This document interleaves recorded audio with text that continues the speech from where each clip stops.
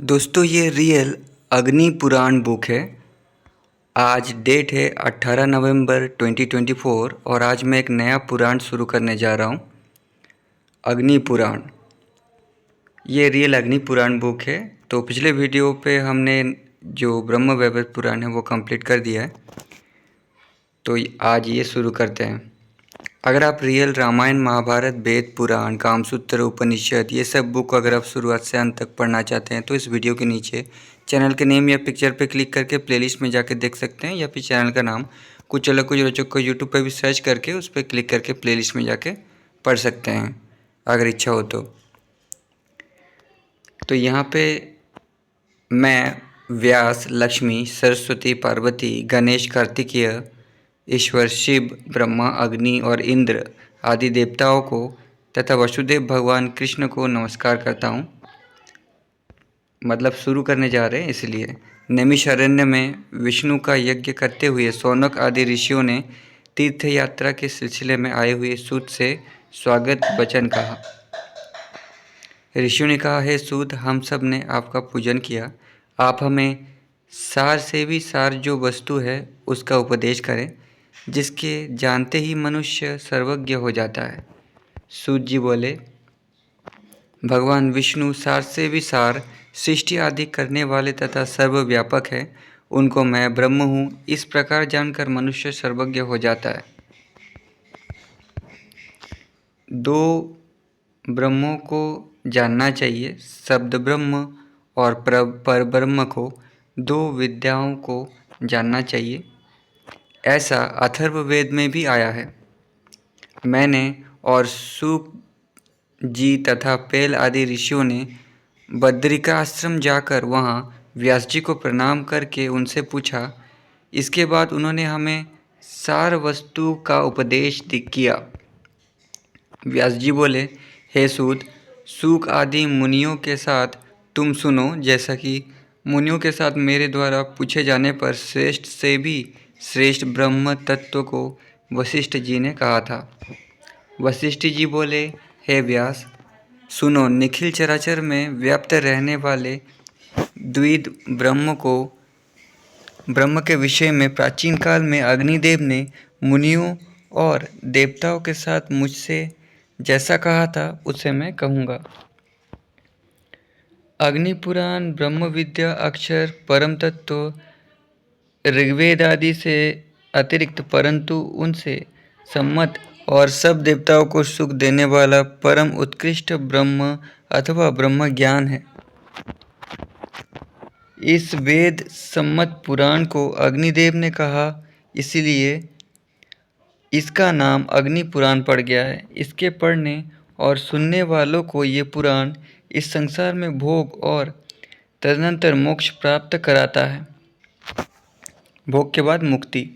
मैंने भगवान कालाग्नि देव से पूछा था, जो ज्ञान कर्म में लगे हुए मुनियों से पूजित परात्पर ब्रह्म ज्योति रूप और विष्णु स्वरूप है। वशिष्ठ बोले, हे देव, संसार सागर को पार करने के लिए नौका रूप ज्ञान तत्व उस ब्रह्म ईश्वर का उपदेश दे, जिसे जान लेने से मनुष्य सर्वज्ञ हो जाता है। अग्निदेव बोले, मैं कालाग्नि, विष्णु और रुद्र हूँ और मैं इस अग्नि पुराण को तुम्हें सुना रहा हूँ, जो संपूर्ण विद्याओं का सार और संपूर्ण ज्ञान का कारण है। इस पुराण में सर्ग प्रतिसर्ग, ईश्वरकृत सृष्टि, प्रतिसर्ग, कार्य सृष्टि और लय, वंश, देवता और पितरों की वंशावली, मनवंतर अर्थात किस मनु का कब तक अधिकार रहता है, तथा वंशानुचरित सूर्य चंद्र प्रभृति राजवंशों में उत्पन्न होने वाले राजाओं के संक्षिप्त वर्णन यानी शॉर्ट डेफिनेशन, और मत्स्य तथा कूर्म आदि रूपों को धारण करने वाले भगवान विष्णु का वर्णन है। हे द्विज, दो विद्याएं भगवान विष्णु हैं, एक पराविद्या है और दूसरी अपराविद्या। ऋग्वेद, यजुर्वेद, सामवेद, अथर्ववेद, 6 वेदांग, शिक्षा, कल्प, व्याकरण, निरक्त, ज्योतिष, छंदस, मीमांसा, धर्मशास्त्र, पुराण, न्याय, वेदक, गांधर्व वेद, धनुर्वेद, अर्थशास्त्र, ये सब अपरा विद्याएं हैं।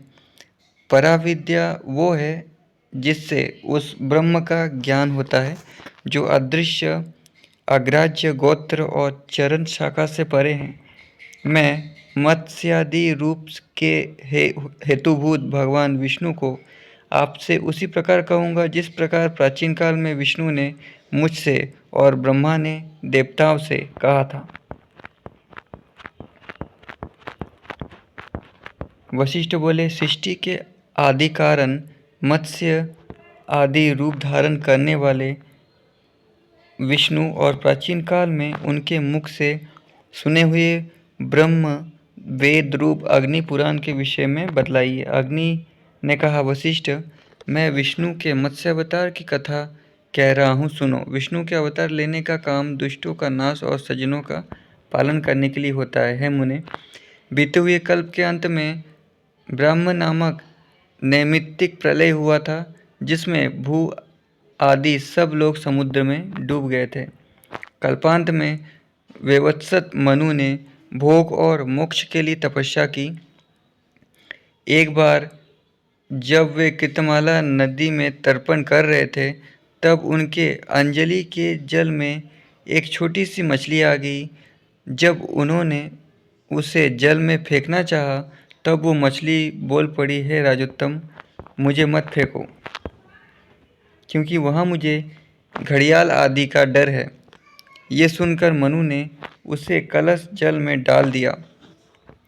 उस कलश में वो मछली बढ़ने लगी और अपने लिए पर्याप्त स्थान ना पाकर बड़ी हुई मछली ने मनु से फिर कहा, मुझे बड़ा स्थान दो। इस वचन को सुनकर राजा मनु ने उसे एक हौज में डाल दिया। वहाँ भी वो इसी प्रकार बढ़कर राजा से कहने लगे, हैं मनु, मुझे और बड़ा स्थान दो। मनु ने वहाँ से निकाल कर उसको एक सरोवर में डाल दिया। वहाँ भी बढ़ती बढ़ती वो सरोवर में बराबर हो गई। उसने फिर कहा, इससे भी बड़ा स्थान दो। तब मनु ने उसे समुद्र में डाल दिया। क्षण भर में वो मछली 1,00,000 योजन में फैल गई। उस आश्चर्यजनक मछली को देखकर आश्चर्ययुक्त मनु बोले, प्रभु, आप कौन हैं? आप विष्णु हैं? हे नारायण, आपको नमस्कार है। हे जनार्दन, आप किस लिए मुझे माया से मोहित कर रहे हैं? मनु की इस प्रकार कहने पर मत्स्य ने मनु से कहा, मैं सृष्टि पालक विष्णु हूँ, जो इस जगत के दुष्टों का नाश करने के लिए अवतरित हुआ हूँ। आज से 7वें दिन समुद्र संसार को डुबो देगा। जब एक बड़ी नाव आए तो संसार के सब प्रकार के बीजों को उसमें रख देना और स्वयं सप्तर्षियों के साथ उस नाव पर चढ़कर उस ब्रह्मा के त्रिकाल तक विचरण करना, और जब मैं वहाँ आ जाऊँ तो उस नाव को बड़े सर्प से मेरी सींग में बांध देना। ये कहकर वो मत्स्य अंतर्ध्यान हो गया। मनु उस समय की प्रतीक्षा करते रहे और समुद्र में बढ़ जाने पर वो नाव में बैठ गए। उसी समय 1,00,000 योजन लंबा एक सुनहला मत्स्य आया, जिसके एक सींग थी। मनु ने उसकी सींग में नाव को बांधकर उस मत्स्य रूपधारी भगवान विष्णु को अनेक स्तुतियों से संतुष्ट करके उनके मुख से संपूर्ण पापों को नष्ट करने वाले मत्स्य पुराण को कहा। उस कल्प में भगवान ने ब्रह्मा और वेदों को नष्ट करने वाले दानव हैग्रीव को मारकर वेद मंत्र और शास्त्र आदि की रक्षा की थी। तत्पश्चात वराह कल्प में भगवान ने कूर्म अवतार धारण किया था। अग्नि बोले, अब मैं कूर्म अवतार का वर्णन करूंगा, जो श्रवण मात्र से पापों को नष्ट करने वाला है। प्राचीन काल में देवासुर संग्राम में देवता लोग असुरों से हार गए थे। उस समय पराजित होने के साथ साथ वे दुर्वासा ऋषि के शाप से श्रीहीन भी हो गए थे। तब वे देवता क्षीरसाई भगवान विष्णु से बोले, हे प्रभु, हम देवताओं की राक्षसों से रक्षा कीजिए। हमने स्कंद पुराण में इसका डिटेल में वर्णन पढ़ा था।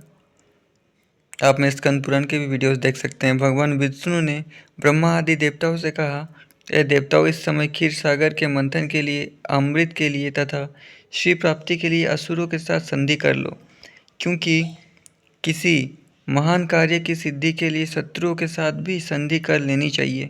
मैं तुम लोगों को ही अमृत प्रदान करूँगा, दानवों को नहीं। मंदराचल को मथानी और वासुकी नाग को रस्सी बनाकर मेरी सहायता से आलस्य रहित होकर क्षीर सागर को मत डालो। भगवान विष्णु के ऐसा कहने पर देवताओं ने असुरों के साथ संधि कर ली और दैत्य के साथ क्षीर सागर के समीप पहुंच गए। वहां दोनों ने मिलकर समुद्र का मंथन प्रारंभ कर दिया। जिधर वासुकी की पूंछ थी उधर देवता लोग गए थे। सर्प वासुकी के विषाक्त श्वास से जब देवता घबराने लगते थे तब भगवान इंद्र उस पर जल वृष्टि कर देते थे। समुद्र मंथन प्रारंभ होने पर वो मंडन दंड मंदराचल में डूबने लगा, क्योंकि उसका कुछ आधार तो था ही नहीं। ये देखकर भगवान विष्णु ने कूर्म रूप धारण करके उस मंदिर को रोक लिया। मथे जाने वाले समुद्र से पहले हलाहल विष निकला। उस हलाहल विष को कंठ में धारण करके भगवान शंकर नीलकंठ हो गए। तदनंतर वारुणी, मदिरा, पारिजात यानी कल्प वृक्ष, कौस्तुभ मणि, कामधेनु, दिव्य अप्सराएं और लक्ष्मी उत्पन्न हुई। और उत्पन्न होते ही वो लक्ष्मी देवताओं के देखते देखते विष्णु के पास चली गई। लक्ष्मी की स्तुति करके सभी देवता श्री संपन्न हो गए।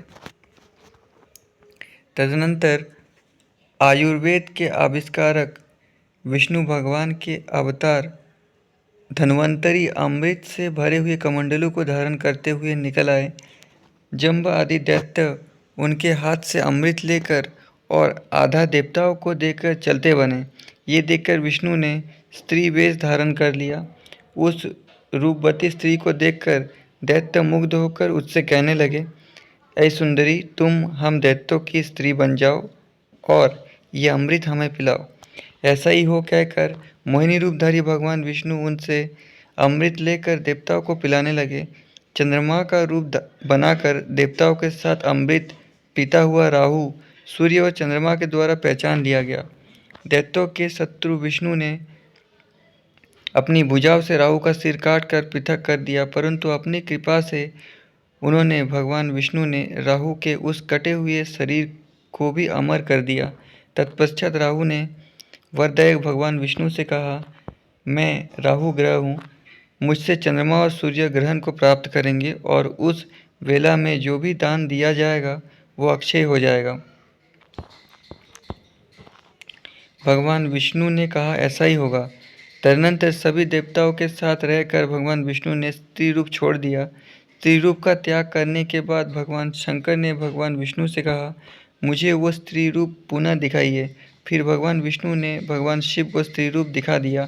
माया से मोहित होकर भगवान शंकर प्रियतमा गौरी को छोड़कर उस मोहिनी स्त्री के पास पहुंच गए। नंगे काम से पागल रूप वाले शिव ने मोहिनी स्त्री के बालों को पकड़ लिया। वो स्त्री अपने केस छुड़ाकर भागने लगी, किंतु वो कामातुर शंकर भी उसका पीछा किए जा रहे थे। जहाँ जहाँ पृथ्वी पर कामातुर शंकर जी का वीर्य गिरा, वहाँ वहाँ शिवलिंग और सोने के क्षेत्र बन गए। अंत में ये माया है, ऐसा जानकर भगवान शिव अपने वास्तविक रूप में आ गए। उनको होश आ गया। ये देखकर भगवान विष्णु ने रुद्र से कहा, हे शिव, तुमने मेरी माया को जीत लिया है। तुमको छोड़कर इस पृथ्वी पर कोई दूसरा व्यक्ति नहीं है जो मेरी इस माया को जीत सके। इस प्रकार विष्णु की माया से मुग्ध होकर दैत्यगण अमृत से वंचित होकर युद्ध में भी देवताओं के द्वारा हरा दिए गए। विजयी देवता स्वर्ग में रहने लगे। दैत्य लोग पाताल के निवासी हो गए। जो मनुष्य इस देव विजय आख्यान को पढ़ता है वो स्वर्ग चला जाता है। Next chapter. अग्नि बोले, अब मैं पाप नाश वराह अवतार का वर्णन करूंगा। हिरण्याक्ष नामक एक दैत्यराज था जो देवताओं को जीतकर स्वर्ग में प्रतिष्ठित हो गया। देवताओं ने जाकर यज्ञ रूप वराह रूपधारी भगवान विष्णु की स्तुति की और उन्होंने दैत्यों के साथ उस कंटकभूत दैत्यराज हिरण्याक्ष का वध करके धर्म और देवता आदि की रक्षा की। तदनंतर वराह रूपधारी भगवान विष्णु अंतर्धान हो गए।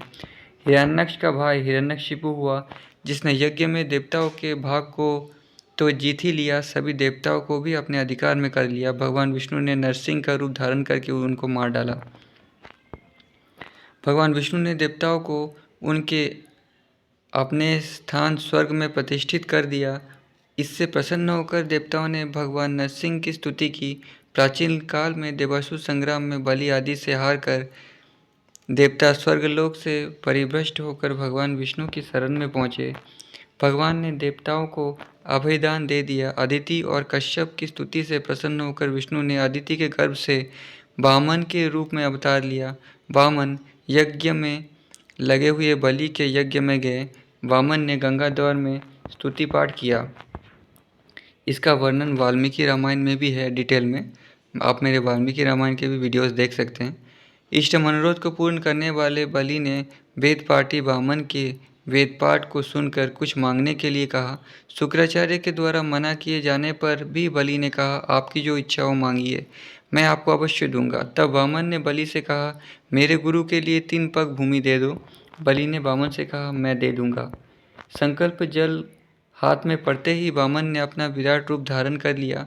उन्होंने भूरलोक, भुवरलोक और स्वरलोक को अपने 3 पग बना दिया।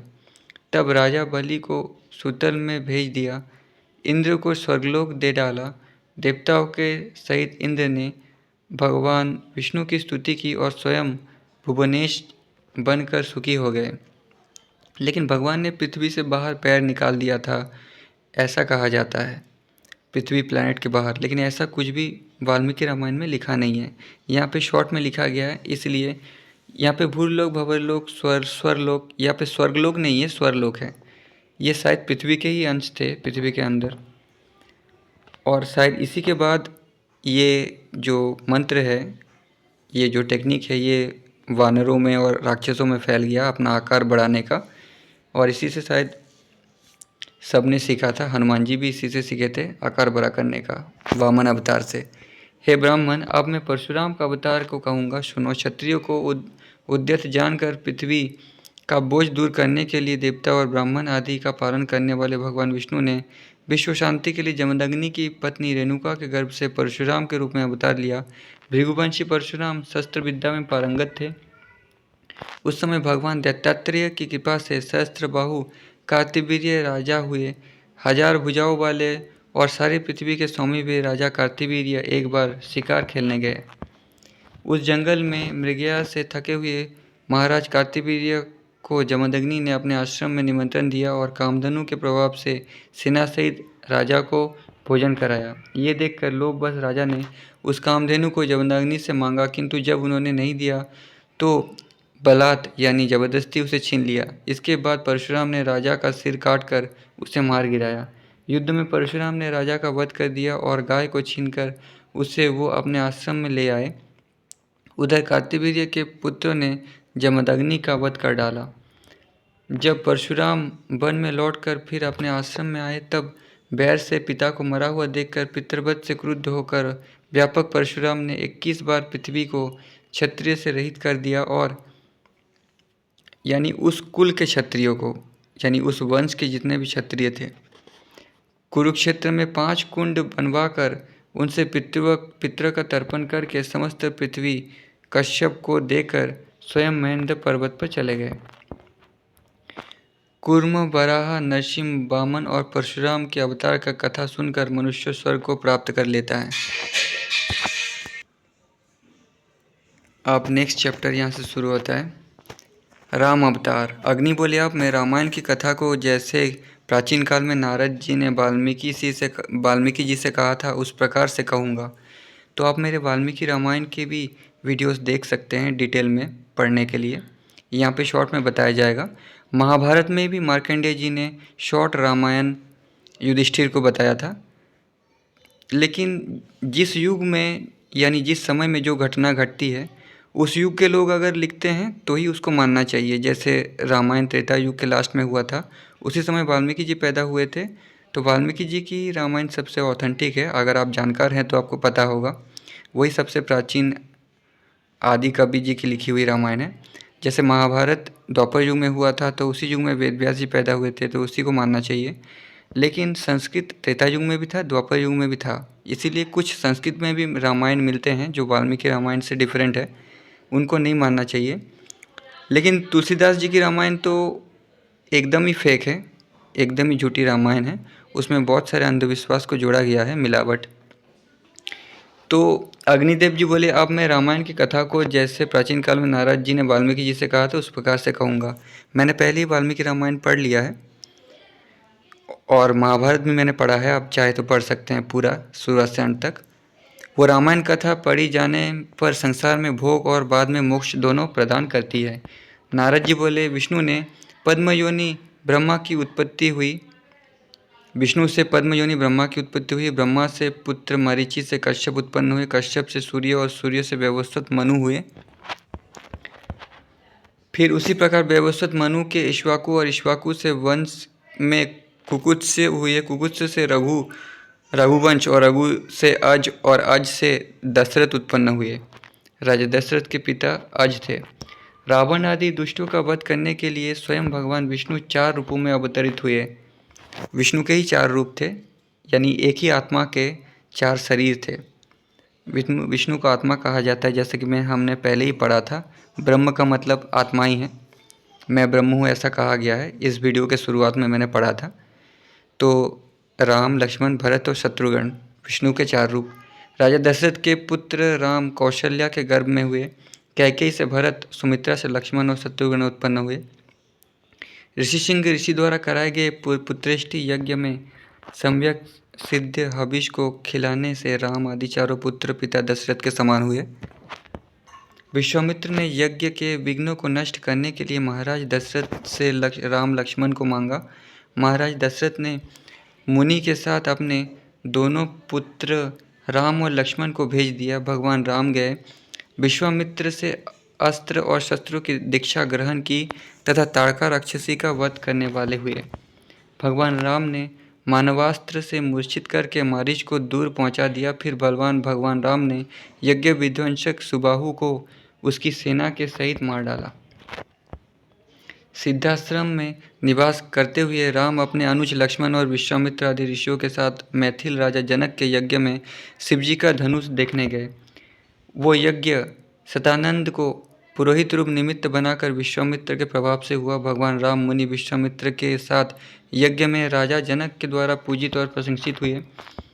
भगवान राम ने खेल खेल में ही धनुष पर डोरी चढ़ा दी और वो धनुष टूट गया। वहाँ पे कोई स्वयंवर नहीं हो रहा था, यहाँ पे नहीं लिखा है और वाल्मीकि रामायण में भी नहीं लिखा हुआ है।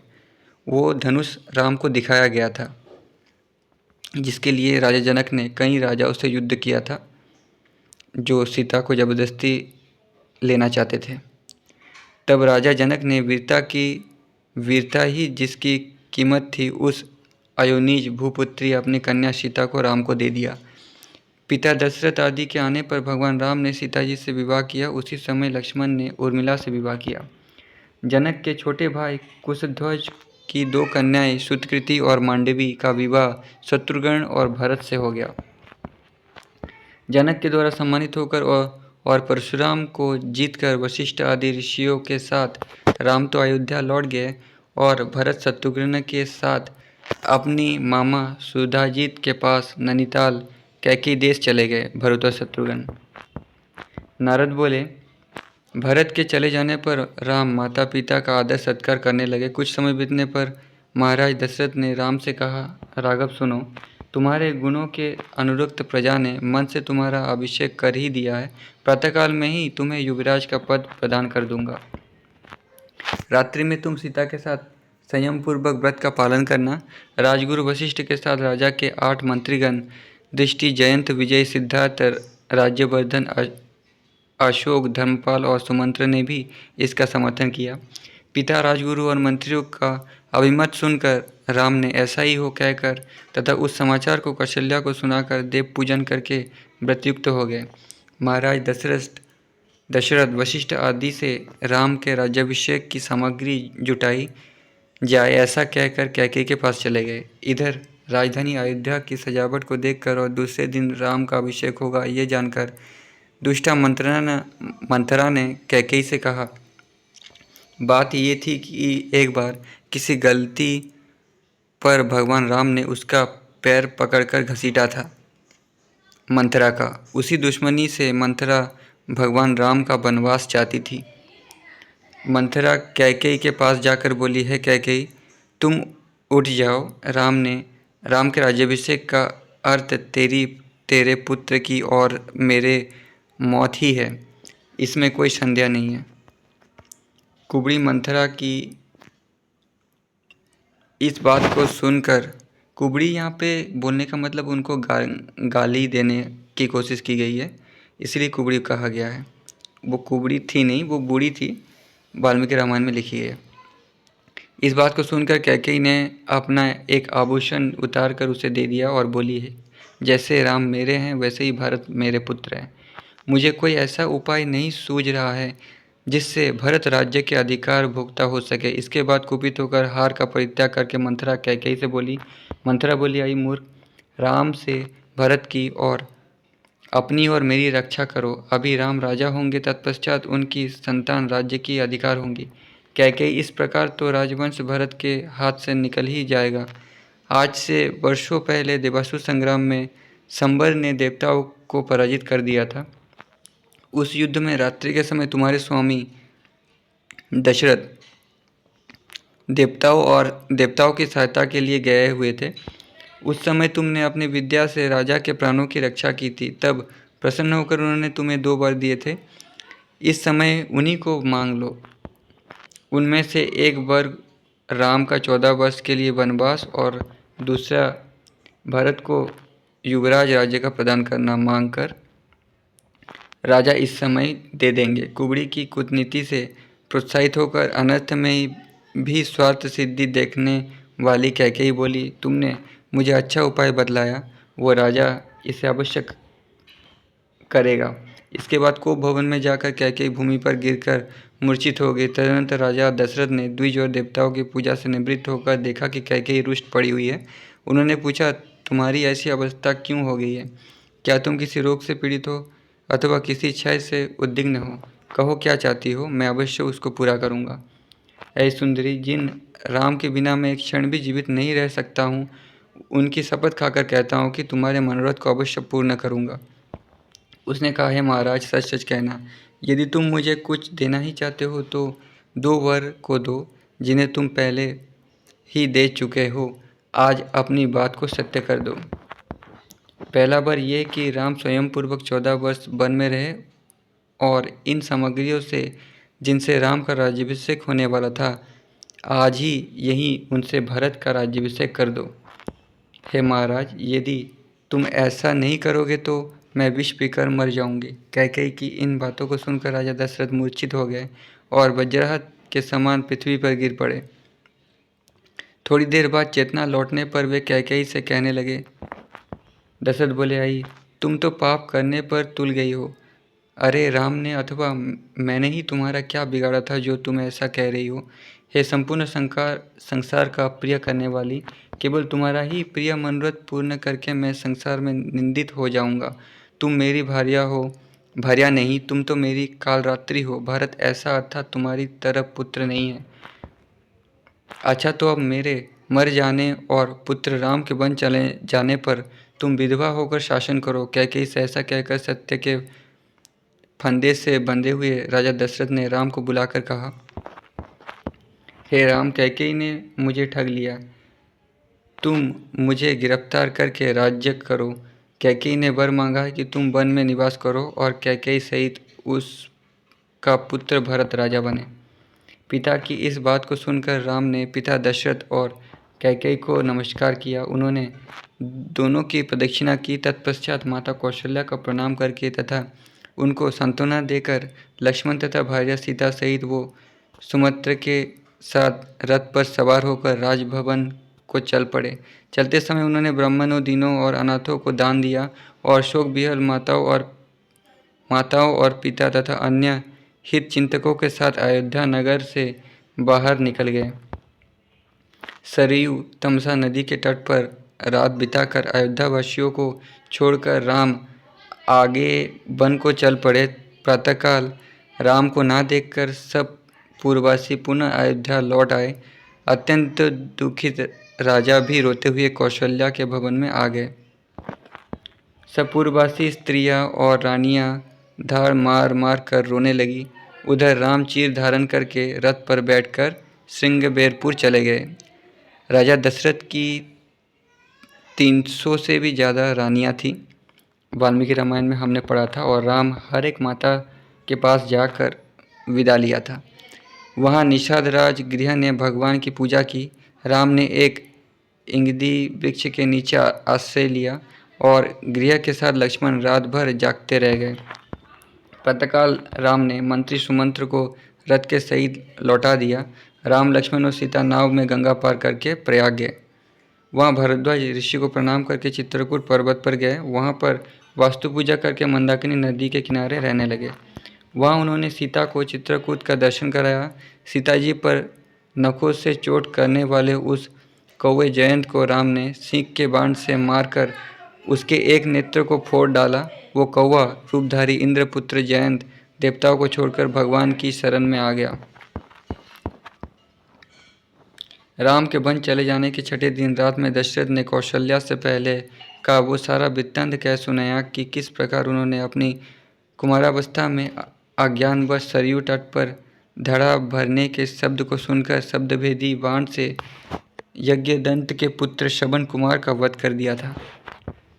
श्रवण कुमार की माता जब रो रो कर विलाप कर रही थी, उस समय उसके पिता ने शोक करते हुए बार बार रोते हुए राजा दशरथ को शाप दिया था, हम दोनों तो पुत्र के बिना मर ही रहे हैं, तू भी पुत्र शोक से मरेगा। अतः ए कौशल्य, पुत्र राम के बिना उसका स्मरण करते हुए शोक से मेरी मृत्यु हो जाएगी। इस कथा को कहकर हा राम ऐसा कहकर राजा स्वर्ग में चले गए, यानी मृत्यु हो गई। कौशल्या महाराज दशरथ को शोक से कातर सोया हुआ समझकर सो गई। दूसरे दिन सवेरे राजा को जगाने वाले सूद, मागध और बंदीजन महाराज दशरथ को जगाने लगे, परंतु वो जागे ही नहीं। अब कौशल्या उनको मृत समझकर हाय मैं मर गई ऐसा कहकर गिर पड़ी। राज्य के सब नर और नारी रोने लगे।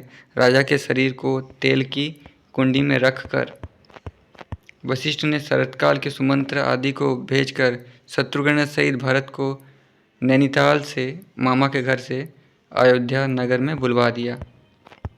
दुखी भरत ने शोकार्त कैकेयी को देखकर उनकी निंदा की और सारा कलंक कैकेयी के सिर मढ़ दिया, और माता कौशल्या की प्रशंसा करके तेल की कुंडी में रखे हुए पिता के शव का सरयू नदी के किनारे संस्कार किया। वशिष्ठ आदि ऋषियों के द्वारा राज्य संभालने के लिए कहे जाने पर भरत ने कहा, मैं राम को बुलाने के लिए जा रहा हूँ, मेरे मत से बलवान राम ही राजा है। ये कहकर राम को बुलाने के लिए भरत जी चल पड़े। भरत जी श्रृंगबेर के बाद प्रयाग में आए, जहाँ भरद्वाज ने उन्हें भोजन कराया। भरत ने भरद्वाज को प्रणाम करके राम और लक्ष्मण के समीप जाकर कहा, हे भाई राम, पिताजी स्वर्ग सिधार गए हैं, अब आप अयोध्या में चलकर राजा बनिए। आपका आज्ञाकारी मैं वन को चला जाऊंगा। राम ने ये सुनकर पिता को जलांजलि दी और भरत से कहा, तुम मेरी खड़ाऊ लेकर लौट जाओ। मैं तो सत्य की रक्षा के लिए चीर और जटा धारण कर लिया है, अतः राज्य के लिए अयोध्या नहीं जाऊंगा। राम के ऐसा कहने पर बलशाली भरत लौट गए और अयोध्या को छोड़कर नंदीग्राम में रहने लगे। वे वहाँ पादुकाओं की पूजा करते हुए वहीं से राज्य का संचालन भी करते थे। तो दोस्तों, इसके बाद हम लोग नेक्स्ट वीडियो में पढ़ेंगे। यहाँ से वीडियो बहुत बड़ा हो गया, आज की वीडियो भी इतना ही। तब तक के लिए धन्यवाद।